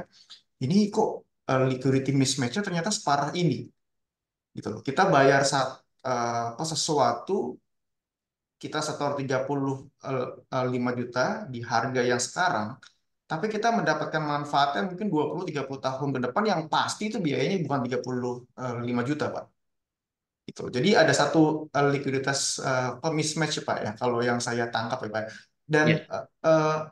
mungkin satu hal singkat yang saya ingin Pak Indra jelaskan. Saya ingat Bapak pernah bilang sama saya, ada satu periode di mana ini dalam 1 tahun itu hajinya akan 2 kali. Nah, itu bagaimana Pak dampaknya terhadap pengelolaan dana haji dan likuiditas perbankan Pak? Ya, jadi by law memang sedemikian apa kalau saya cerita ini semua fund manager yang asing yang kita ajak ngobrol, brother you are very crazy and apa terlalu religius juga kayaknya ya. Jadi terlalu yakin. Saya bilang dana ini memang banyak yang jagain, banyak yang doain. Jadi eh, kita bisa hampir 7 tahun bersurvive ini juga suatu hal yang ya ada COVID tentunya ya, sehingga memperlambat proses. Bahwa ada unfunded liabilities, iya ya, ada ALM mismatch, iya kan saya sudah suarakan ini masalahnya eh, apa kejadiannya memang eh, akan akan terjadi di 2027 tadi yang ditanya sama Mas Satria, saya sampaikan tadi di paparan juga kira-kira di 2007 akan ada di tanggal tahun fiskal yang sama Januari dan Desember uang haji keluar 42 triliun. Kalau ada satu ormas yang mau narik duit 13 triliun aja sudah beberapa orang panik, ini 42 triliun dan itu adalah cukup signifikan ya. Paling enggak mungkin hampir mendekati 10% duit likuiditas yang ada di perbankan eh, secara umum ya. Karena karena kan situasinya kan nanti akan ada second round ya. Tadi itu kalau yang tahu ini kan ya, kayak Mas Khalil Ridwan ini kenapa tidak disampaikan ke masyarakat? Bahwa sudah kita sudah sampaikan, nggak perlu masyarakat udah tahu kok. Ya udah tahu. Cuma ini kan guilty pleasure orang-orang yang dapat facility ini ya pura-pura nggak tahu aja. Jadi skema ini pun ini warisan. Kalau di Undang-Undang 34 itu tidak ada kita memberikan diskon haji itu nggak ada. Kita memang harusnya memberikan SHU, simpelnya gitulah bahasa undang-undangnya kan lebih lebih clear lagi sebenarnya. Dan MUI itu sebenarnya merujuk kepada Undang-Undang 34 loh, bukan bukan umum dari Quran loh, enggak. Jadi di pasal 7, pasal 10, pasal di Undang-Undang 34 itu disadu, dinaratifkan oleh MUI bilang oh ada yang salah ini gitu harus dikoreksi berarti. Nah, kira-kira itu sih kalau yang Mas Satria tanya. Ini ada Fajri juga nih, ini teman saya nih sebenarnya. Kedepannya Optimas Return ya, kalau bukan masalah kita major SBSN, mungkin saya lupa bicara tadi bahwa di BPKH undang-undangnya ada pasal kerugian tanggung renteng. Jadi saya sebagai fund manager yang sudah 25 tahun, eh, pasti akan berperilaku safe haven yang paling aman gitu ya. Ya, saya yakin Pak Jri juga kalau buku yang kita pelajari sama, pasti akan melakukan yang sama. Jadi kita akan eh, mencoba menghindari resiko karena resiko Ponzi sudah ada, jangan ngambil lagi resiko di aset eh, selectionnya gitu. Jadi lucu kita fronting sesuatu yang nggak pasti, padahal eh, biaya kita sudah tidak pasti, liabilitas kita sudah uncertainty. Ngapain kita ngambil aset yang tidak uncertainty lagi? Kita harus ngambil yang pasti-pasti. Makanya memang kita mostly fixed income. Dan di fixing namanya kita Allah kasih keberkahan ya ini karena didoain banyak orang sih bukan karena kita hebat atau apa. Kita masih ada return double digit di antara beberapa portfolio gaining gitu on top of kupon yang kira-kira 7 sampai 8% lah tiap tahun. Jadi ya karena sebagian harus ada di likuiditas juga kita tahu perbankan ya yieldnya jadinya turun tuh karena kan di drag down secara weighted oleh kira-kira deposito yang masih ada sekitar 20-25%. Inilah kira-kira yang menjadi strategi umum gitu ya. Saya rasa Mas Walid semua pertanyaannya sudah sambil along the way saya jelaskan ya. Pak Jiri juga ini pertanyaannya malaikat Jibril nih ngetes saya aja sih dia juga udah lebih tahu sebenarnya. Ya, Lanjut. izin Pak Indra ada lagi Pak satu Pak pertanyaan tadi Pak. Itu menarik bahwa kan eh, kita bayar haji 35 juta untuk 10 tahun lagi, 20 tahun lagi pasti cost-nya itu tidak 35 juta lah. Mungkin bisa 70, mungkin bisa 100, mungkin bisa 200 terutama Iya, kan resikonya bukan hanya di sisi inflasi Pak ya, tapi juga nilai tukar. betul. Nah, ini ada pertanyaan titipan lagi Pak, satu lagi dari fund manager itu tanya sama saya bahwa bagaimana BPKH ini memanage currency risk gitu loh. Karena kalau misalnya saja itu rupiah 1 tahun on average melemah 8% gitu loh. Itu pasti ada return atau manfaatnya dari BPKH yang ke wipe out dalam periode 10-20 tahun time horizon. Di sini lagi azan nih Mas Satria. Kedengeran ya? Masuk nggak? Enggak. Di ya, di Di saya di sih di enggak Pak. kantor saya. Saya di kantor lagi azan asar. Kedengeran nggak? Enggak ya? Enggak sama sekali sih Pak kalau di Oh saya. ya udah. Berarti enggak kalau kedengeran ya mohon maaf jadi beradu dengan azan ya. Eh ada beberapa yang mengizinkan kita tetap melanjutkan diskusi saat azan karena diskusi ini menimba ilmu. Saya mohon maaf dan saya izin saya jawab pertanyaannya Mas Satria. Jadi kita memang nggak bisa melakukan hedging dengan fasilitas yang ada di capital market atau di pasar karena nggak ada lawannya. Jadi untuk syariah khususnya, jadi kita cari sebenarnya outside investment kalau bisa hedging ya kita senang banget tuh. Makanya saya beberapa kali diskusi sama bank-bank asing, mereka bingung Pak, size Bapak berapa sih? Ya kira-kira kita perlu hampir 5 billion US dollar lah kalau mau currency hedging. Itu pertanyaan pertama. Yang kedua, is it worth gitu ya? Karena volatility kan ada dua arah, atas atau bawah ya. Kalau kalau ternyata malah dolarnya depresiasi kan juga repot juga. Di samping hedging itu juga harus yielding kan. Nah, itu kita sih manage nih. Kita semua semua sukuk sekarang masuk, Mas. Kita masuk ke SUFBI dengan yield 5,7%, kita agresif juga masuk. Semua instrumen yang selama dia masih risk free, masih sovereign, masih menarik, apalagi kalau sudah kayak kemarin-kemarin itu inverted yield ya, kita masuk dengan sangat confident. Apalagi kalau kalau ada koreksi di pasar, kita pasti masuk. Jadi yield yang kira-kira di atas 7% kita pasti pasti enter into market, baik sekunder maupun di primer. Inilah filosofi yang kita lakukan. Nah, ini kita mau mengquote lagi ajaran Nabi Muhammad gitu ya. Eh, Bagaimana amazingnya seorang Muslim, seorang mukmin itu tipsnya dari Rasul. Kalau kalian mau jadi amazing, mau jadi luar biasa, mau jadi tenang, mau jadi fund manager yang tidak ugal-ugalan, eh, dua tips ini. Pertama, kalau lagi market bearish, ditimpa musibah, belanjalah sebanyak-banyaknya, karena itu opportunity. Jadi bersabar sambil belanja. Kalau market lagi bullish, ya ya take profit sebanyak-banyaknya. Itulah cara bersyukur Anda gitu.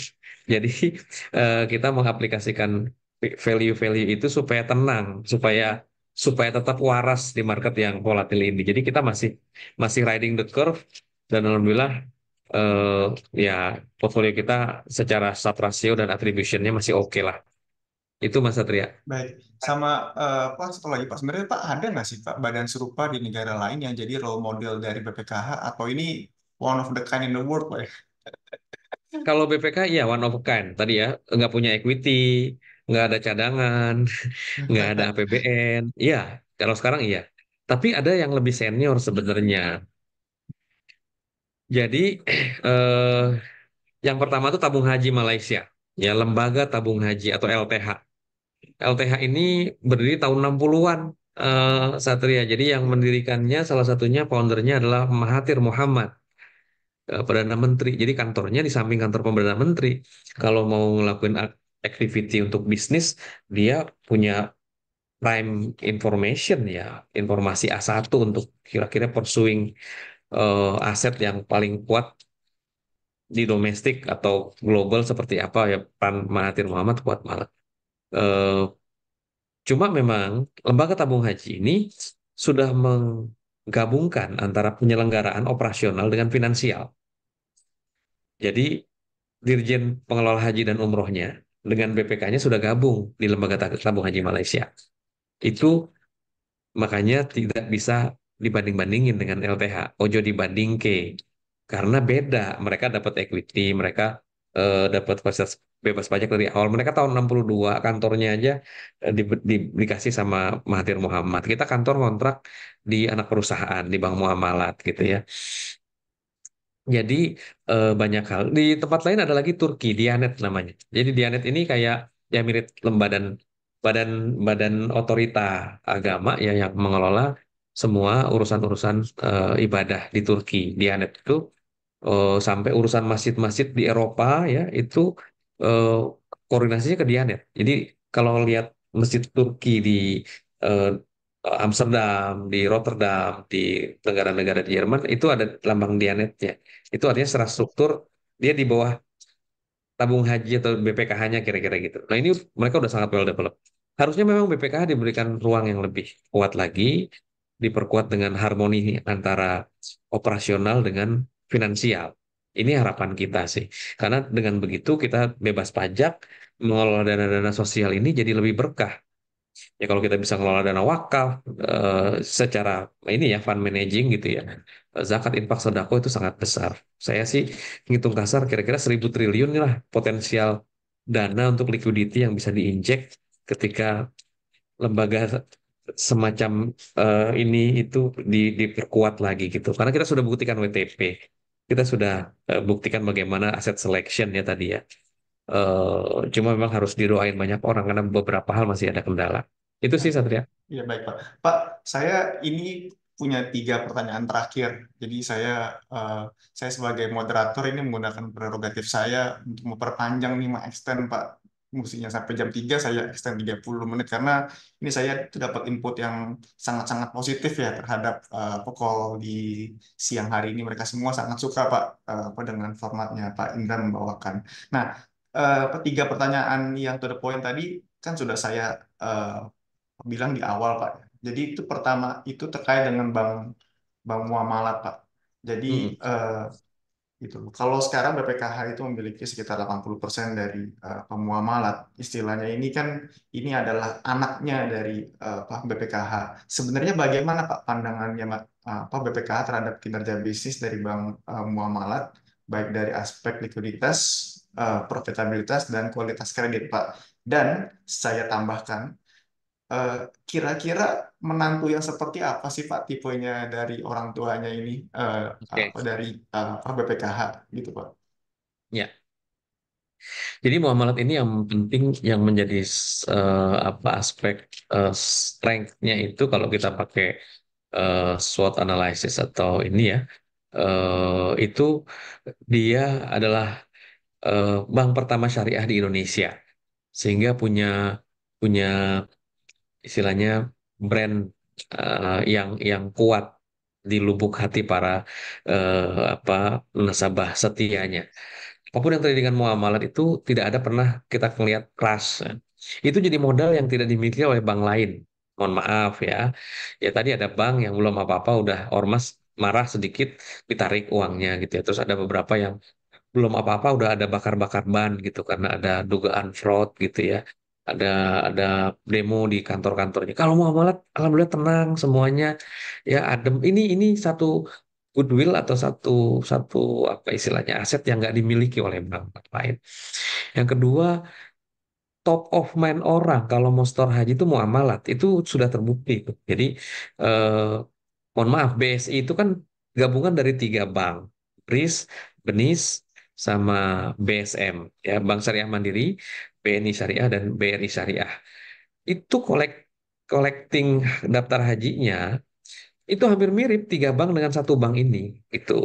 Jadi kalau ada mitra, tadi cari calon matu nih yang kira-kira nggak perlu kaya-kaya banget, tapi punya konsep terobosan digital atau fintech untuk canvassing potensial Muslim di Indonesia. Nggak apa-apa juga dari asing ya. Saya kan bukan bukan soal eh, apa naturalisasi harus harus pure blood gitu Indonesia karena kadang-kadang mohon maaf ada beberapa BUMN yang nggak ada legion asingnya jadi nggak efisien kan gini ya kira-kira gitu tapi kalau kalau di bank itu memang harus harus global expert harus harus pemain yang memang know-how-nya itu global standard kelasnya harus mendunia nih nah kalau memang ada dari asing yang bisa masukin knowledge expertise juga on board on digital, on board on how to engage with uh, partner, mutual bareng-bareng kita desain.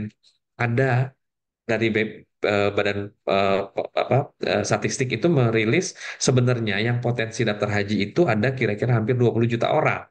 16-an sampai 20 juta orang. Jadi dia menengah ke atas Muslim yang bisa punya tabungan untuk travel ke Eropa ya.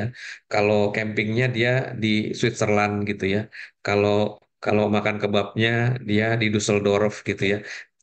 Ini travelingnya bisa ke Korea jalan-jalan, bisa ke Jepang, tapi nggak daftar haji karena nggak punya hidayah. Nah kalau bisa di canvassing model begini, simple jualannya. Saya kalau jualan ke kampung-kampung, Bapak Ibu mau nggak pergi haji diskonnya 40%. Daftar sekarang ke BPKH. Itu daftar lu ke kantor muamalat, mereka datang dari Rp500, Rp100, Rp1.000, terserah mereka punya saving plan. Dan ini yang saya bilang, BPKH ini harusnya menjadi wealth management syariah terbesar di dunia harusnya, bukan hanya di Indonesia ya. Karena kita muslim terbesar di Indonesia. Kalau 20 juta itu daftar haji kali 25 juta, ada berapa triliun tuh, Sat? Belum lagi kalau mereka punya saving plan tadi. Nggak usah lah mereka berangkat haji deh niatnya. Mereka arbitrase teori aja. Karena ini kan bebas pajak. Ya, kalau dia naruh di reksadana, naruh di sukuk retail, kan kena pajak 10%. Kalau ini kan pajaknya nggak ada. Lu nggak usah niat haji deh, lu invest aja di sini deh. Karena, saya ngomong gini, Lembaga Tabung Haji Malaysia itu dari tahun 62 udah matang banget. Sehingga sekarang nasabahnya itu bukan hanya jemaah yang antri haji. Mereka punya 6 akun, 6 juta akun. 6 juta akun ini yang antri haji cuma setengahnya, 3 juta doang.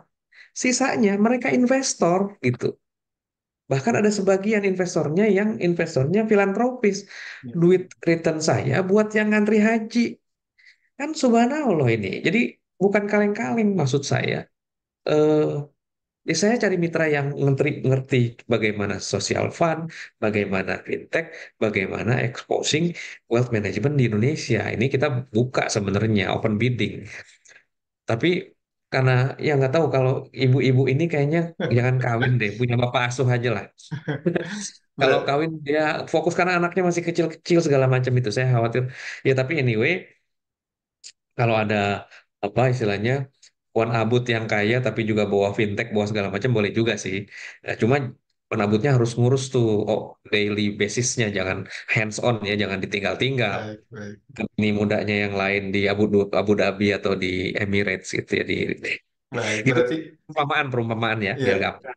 iya. Berarti kalau saya umpamakan lagi Pak ya, rupanya anak perempuannya BPKH ini eh, apa sholatnya tuh bagus kan, apa, rajin ngaji Pak ya, terus baca Iya, Qurannya juga bagus. iya. Terus sekarang wah, orang tuanya setelah ini gagal menikah kan dengan BTN, yang saya tangkap berarti ngincarnya bule Pak ya, mungkin bule Singapura, mungkin Ah, bule Dubai. enggak, semua semua baik, semua bagus, tapi harus global player. Bener gak sih? Karena kan supaya level playing fieldnya juga lebih kuat. Ya, eh, merah putih juga oke, tapi juga dia harus bisa kan passing niche market yang tadi 20 juta itu bisa nggak di grab gitu. Memang harus punya branch yang kuat ya segala macam fintech. Jadi bisa eksposur lebih dalam lagi kepada market. Kira-kira gitu sih. Oke Saat Pak. jadi saya Ya. mau paspornya Garuda, paspornya Singa, paspornya pedang, apalagi tuh. Itu terserah. Yang penting membawa muamalat ini kepada level of playing field yang lebih keren lagi. Dia sudah adem ayem dengan branding tadi, ya apa reputation dan juga goodwill tadi. Dan ini salah satu benefit. Jadi mereka udah nggak perlu lagi mikir-mikir cari loyal customer, sudah ada eksis gitu di sini kan. Tinggal developingnya gimana. Kira-kira gitu sih. Sat. Ya, ya. Wah, seru juga tuh Pak. Kalau misalnya Bank Muamalah tiba-tiba saya tuh bayangkan ya 4-5 tahun lagi di take over sama Bank Singapura yang digital atau Bank Cina yang digital. Digital bank, wah masuk Iya, itu bakal apa, saya mungkin akan tulis report mengenai mungkin BRIS itu sangat terdampak kali Pak ya. iya, iya, Nah, nah Pak, apa, dua pertanyaan terakhir dari saya Pak terkait yang tadi Pak ya. Tadi saya tuh apa, Pak tertarik melihat kok kondisi likuiditas atas perbankan syariah ternyata tidak begitu kuat ya Pak ya. Pertumbuhan DPK juga tidak setinggi konvensional, terus juga secara NPL juga ada sektor-sektor yang dia lebih tinggi dibandingkan konvensional. Jadi pertanyaan saya Pak, bagaimana kondisi likuiditas perbankan syariah in general sekarang dan mungkin ke depan Pak, 6 bulan ke depan, dan mungkin bisa dijelaskan Pak tadi saat Pak Indra bilang ini sebenarnya kalau lagi higher for longer, suku bunga lagi tinggi, ini syariah itu lumayan suffering dibandingkan konvensional. Itu aja Pak mungkin penutupnya Pak dari iya. kami. Baik. Ya, sama sih sebenarnya kita dengan fund manager lain melihat ini karena niche marketnya itu aja, nggak ada produk champion, jadi head to headnya dengan sama bank syariah. Ya harusnya kan mulai coba apa apa canvassing model value proposition untuk menggeser banyak muslim-muslim yang hijrah ini akunnya akun syariah apa enggak sih gitu ya. Harus ada brand ambassador gitu ya, mulai apa ya kalau udah hijrah akun banknya jangan jangan yang konvensional juga kan, harus harus juga ada portfolio yang tadi disebar lah kira-kira gitu. Jadi ya yang paling menurut saya belum ada produk champion yang memperkuat. Saya optimisnya, saya ngelamunnya kalau BPKH tampil sebagai wealth management syariah dengan tadi tax exemption, arbitrage teori bisa disampaikan gitu ya kepada seluruh publik. Kayaknya jangan-jangan ya BPKH dengan bank asing atau bank asing itu jadi kombinasi yang dahsyat itu nanti itu. Karena akhirnya dia produk champion juga, secara syariah compliance juga gitu ya, dan governance-nya juga. Jadi nggak ugal-ugalan ya. Ini kan aspek ini yang menjadi indikator risk management di sebuah institusi itu di manage dengan baik. Kira-kira itu sih saat jadi saya nggak straightforward jawab sih memang, tapi bahwa kita harus memahami syariah ini bukan sekedar kahartos, bahasa Sunda nih, bukan bahasa Spanyol, tapi juga harus karaos. Bukan hanya dimengerti oleh orang, bukan hanya campaign, tapi juga harus dinikmati sama orang. Cara menikmati kan ya harus user friendly, consumer engagement, ya kan? Ya know your customer, apa kebutuhannya gitu. Ini harus memang masuk ke lukratif-lukratif yang orang, oh bener nih serius loh bisnis syariah nih begini gitu kira-kira. Tapi kalau masih bisnis usual, cuma soal modal kopiah, modal modal ayat, agak susah sih. Sekarang kan lebih kritis ya. Tuh. Iya, Itu sih barangkali baik ada. my personal opinion ya. Pak, ada improvement nggak sih Pak kalau berdasarkan mungkin anekdotalnya itu kan Bapak yang menaruh banyak di yang Bank Syariah, terus kan di BRIS Pak. Itu setelah misalnya di Aceh Pak, gitu loh. Istri saya kan orang Aceh. Setelah dia Hmm, dikonversi jadi harus pakai syariah tuh ada misalnya DPK-nya berkembang atau pertumbuhan kreditnya Oke. tinggi atau tuh bagaimana ada nggak sih Pak berdasarkan diskusinya Pak Indra? Jadi di mana-mana pun sebenarnya bisnis itu kan lebih kepada tadi ya, know your customer, terus value proposition, managing the stakeholders. Kalau yang dipaksakan itu kan, jadi kemarin kan ada trade off tuh di C ya. Karena konon jadi hanya bank syariah. Terus ketika bank syariah yang itu diserang oleh hacker, jadi lumpuh. Jadi memang kita hidup bukan hitam putih ya, tapi colorful. Saya nggak berani bilang pelangi ini, nanti repot ya. Jadi colorful, hidup ini sudah berwarna. Nggak apa-apa. Makanya saya bilang harusnya muamalah itu bisa bersaing dengan bank konvensional. Bukan head to head dengan bank syariah terus. Jadi berantem di kampung sendiri, jadi jago kandang. Memang harus ya move on ke level playing field yang lebih tinggi. Makanya saya bilang tadi saya aimingnya adalah level playing field yang lebih tinggi. Sehingga lukratifnya dapat, ideologinya juga dapat, bukan sekedar spirit syariah label gitu ya. Enggak dong, harus harus ada dong. Ini yang keren apa sih gitu ya. Saya bilang tadi wealth management, bebas pajak, arbitrase, terus filantropi, terus apa itu juga satu segmen yang gak digarap loh. Apa pilihan-pilihan investor yang begitu dan harusnya kita punya punya punya apa ya promotion dan canvassing style yang lebih lebih targeted segment. Sekarang kan udah ada big data, udah ada AI, udah tahu lah ini misalkan harusnya bisa begitu sih. Ini masih ngelamun sih saat jadi Ya, mudah-mudahan bisa terwujud ya. baik, baik. Baik Pak, dengan tadi itu merupakan penutup Pak dari sesi dari kami ini yang menurut saya dan investor-investor yang hadir sangat-sangat insightful Pak dan sangat keren banget katanya. Eh, Ya, jadi saya berterima kasih untuk kehadiran investor dalam webinar Corporate Access Bahana Sekuritas kali ini dan kami berterima kasih spesifik terhadap eh, Pak Indra mewakili BPKH yang telah banyak menjelaskan tentang kondisi dan lanskap likuiditas syariah dan juga mengenai kondisi dana haji teraktual. Dengan itu kami tutup webinar Corporate Access di siang hari ini, di sore hari ini. Assalamualaikum warahmatullahi wabarakatuh. Selamat berbatin semua, thank you. Terima kasih Pak, semoga bermanfaat. Amin, Izin. mohon doanya. Nanti kita diskusi, saya butuh masukan dari teman-teman semua. Thank you ya. Baik Pak. Assalamualaikum.